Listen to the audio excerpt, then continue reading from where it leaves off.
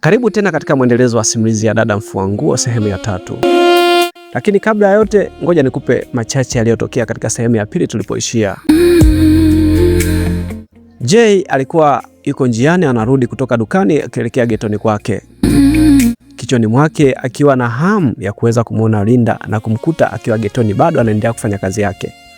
Kama unakumbuka vizuri, ilikuwa ni baada ya yeye kuseti mtego wake wa kumnasa.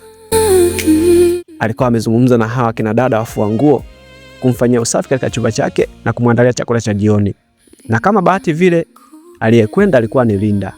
Hivyo alikuwa na uhakika akimkuta hata mwacha. Alipofika geto alikuta mlango ukimtazama. Ulikuwa umefungwa. Alipofungua kweli kulikuwa kuna mabadiliko kuonyesha kwamba Linda alikuwa humo muda si mrefu. Lakini alikuwa amekwisha toweka. Hii ni kumaanisha kwamba mbinu yake ilikuwa haijazaa matunda. Alimkosa kwa mara ya pili. Sasa tuendelee na sehemu ya 3 ya Dada Mfua Nguo, lakini nikusihi uweze kusubscribe kama ulikuwa bado hujafanya hivyo katika YouTube channel yetu Hadithi Vibes, na kisha ulike, comment na kushare. Mimi ninayekuletea simulizi ni Chief Coco. Baada ya kula chakula alichopika Linda, nilihisi mchanganyiko wa utulivu wa mawazo mazito. Kilikuwa chakula cha kawaida tu, lakini kilikuwa na mguso wake. Nilihisi tofauti kati ya chakula cha mwanaume na cha mwanamke. Niliosha mikono, nikaondoa vyombo, nikazima taa kubwa na kuwasha ile ya pembeni, tayari kujilaza kidogo nipumzike. Nilipokaa kitandani, macho yangu yaligusa kitu kisicho cha kawaida. Kulikuwa na simu ndogo ya mkononi imewekwa pembeni karibu na mto. Nilisimama. Nilinong'ona.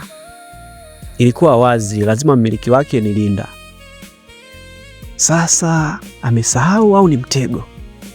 Haiwezekani, hawezi kunitega. Nilijihakikishia. Nilichukua taratibu, nikaiangalia. Haikuwa imefungwa kwa password. Niliona jina juu ya skrini, Lindaeli Safari. Nikatabasamu. Kwangu hii ilikuwa sababu halali ya kumwona tena. Nilikaa kitandani nikatamani nichekelee kwanza kabla ya kuseti mpango. Nilishika. Nikafikiria, nimpelekee au nisubiri aje mwenyewe. Sehemu ya akili yangu ilitaka nimfuate getoni nimrudishie, iwe kama kisingizio kizuri. Lakini sehemu nyingine ilisema, subiri, ushaenda leo, acha kujipendekeza. Wakati naendelea kuchakata nini cha kufanya kabla ya maamuzi, ghafla, hodi! Sauti ya kike ilibisha mlango wangu. Moyo ulidunda mara moja. Niliwaza, lazima ni yeye. Sijakaa vizuri, hodi tena. Nilisimama taratibu, nikachungulia dirishani. Kweli alikuwa ni yeye, Linda. Nilishusha pumzi ndefu. Amejileta. Nilichekelea kimoyomoyo. Karibu. Nilibana sauti, nikajifanya nimekurupushwa usingizini, asijasema kwamba nimechelewa kumjibu. Alisimama nje akionekana mwenye haraka kidogo, macho yake yakitazama huku na huko kama mtu anayepima ujasiri wake. Nilifungua mlango nikiwa nimejifanya wa kawaida tu. Vipi Linda? Umekuja? Karibu pita ndani. Nijipendekeza. Asante. Siingii. Samahani. Nafikiri nimeacha kitu chako. Changu humo kwako. Alisema kwa sauti ya hofu kidogo, lakini ikiwa imenyooka kwenye lengo. Nilijifanya kushangaa. Kitu? Nini hicho? Hapana, sijaona. Alisita kidogo. Simu yangu. Hujaiona? Hapana. Labda ngoja nicheki mara moja. Niligeuka ndani. Nilijifanya kutafuta mezani, kitandani, sakafuni, uvunguni, kisha nikarudi tena mlangoni. Sijaiona bwana. Una uhakika uliacha kweli? chumba changu kidogo sana, huwezi kupoteza kitu kisionekane bwana, nilisema. Alibaki mlangoni akionekana kutoamini haraka. Je, bwana, angalia vizuri, lazima ipo, alisema taratibu kwa kudeka kiwanamke. Nilimpa nafasi, nikasogea pembeni ya mlango. Ingia basi, ingia uangalie mwenyewe, labda unaweza ukumbuka ulipoiacha. Aligoma kwa sekunde chache, kama anapambana na sauti fulani ndani yake iliyomzuia. Bwana, mimi naogopa, nitafutie tu. Unamwogopa nani? Na ulikuwa humu muda si mrefu. Mimi? Unaniogopa mimi? Siwezi kuingia ukiwepo. Okay, ngoja nitoke basi. Nilitoka nikasimama uwanjani, lakini mtego wangu ulikubaki pale pale. Alibadili msimamo wake. Mwishowe aliingia kwa machale.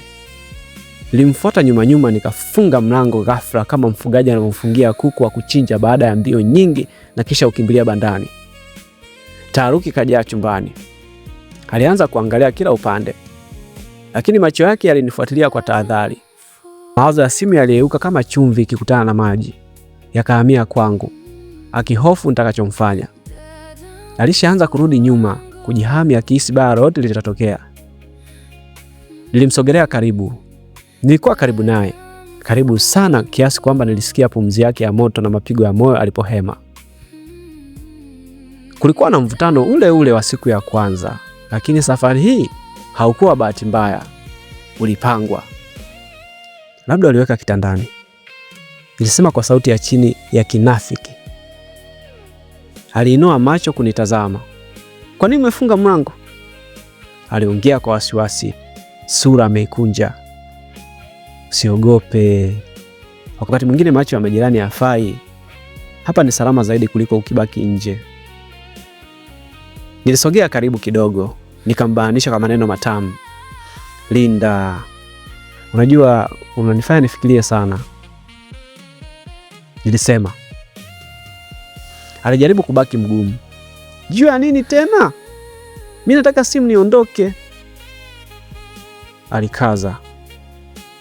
Lakini mwili wake haukuwa mkali kama maneno yake. Nikaona nina nafasi ya kujaribu bahati yangu. Mkono wangu ulimgusa tumboni kwa tahadhari, kama mtu anajaribu kupima joto la asali kabla hajaichota. Hakunisukuma mbali mara moja. Alionyesha kupinga kwa sauti ndogo, ile ya hapana ambayo ilikuwa na ndio ndani yake, huku akiemea juu juu. Kulikuwa na sekunde ndefu za joto zenye mchanganyiko wa ujasiri na hofu, tukiwa tunatazamana kibahati mbaya. Nilimsogeza kinguvunguvu taratibu hadi karibu ya kitanda. Moyo wangu ulikuwa unapiga kwa kasi, kiasi ambacho siwezi kuelezea, mara baada ya kuhisi nimemgusa mji mkuu wakati wa vurumai. Nilimvuta karibu zaidi, nikamtupa kitandani. Akatua kinyume kama mlevi. Sikumpa gap. Nilifika nikamkalia kwa juu kimahaba. Nikambana mikono isilete chokochoko. Hakuleta upinzani, kwani mwili wake ulianza kuitikia miguso. Alijificha uso kwa kugeukia pembeni, macho yasikutane. Nikajisemea, huyu anijui. Ngoja, akizinduka atajikuta mjumbe kaingia tayari. Nikaanza kusaula. Tisheti achana nayo. Nilianza na suruali, nikavuta zipu, ikaitika. Lakini ghafla alijishtua kama mtu aliyekumbuka kitu muhimu. Kwa nafanya nini? Aliwaza. Akanisukuma kwa msisitizo, akanimwaga kando kama mwanamiereka. Wakati bado naota ndoto kama bado niko juu yake. Alisimama kikakamavu, akapandisha nguo zake ambazo nilikuwa nimeanza kuziteremsha, akanyonga kitasa cha mlango. Sijajia hayo. Kama hutaki kunipa simu, sawa, naondoka zangu, alisema kwa sauti iliyokomaa. Akavuta nyuma mlango kabla sijareact. Alitokomea gizani na kuniachia vumbi. Nilisimama pale nikipumua kwa nguvu. Ndipo nikakumbuka simu yake ilikuwa bado kitandani. Niliokota. Nilitoka nje kumwangalia, lakini hakuwepo tena. Giza lilikuwa limemmeza. Nilirudi ndani kichovu, nikakaa kitandani kujitafakari kwa vita niliyoanzisha bila kufikiria. Upande mmoja wa akili yangu ulishambulia kwa maamuzi ya haraka. Nilijiona mbakaji. Mara hii sikuhisi ushindi, nilihisi plani zangu hazikwenda sawa. Na kati ya vidole vyangu, simu ya Linda ilikuwa bado inawaka. Hii simu, niliwaza. Mwisho katika sehemu ya 3, tukutane katika sehemu ya 4, ujue nini kitafuata hapo.